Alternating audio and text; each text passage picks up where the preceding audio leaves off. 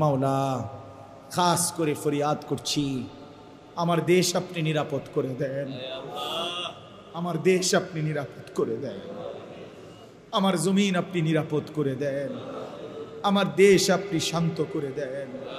আল্লাহ, আমার দেশ রক্তে জমিন ভেসে গেছে,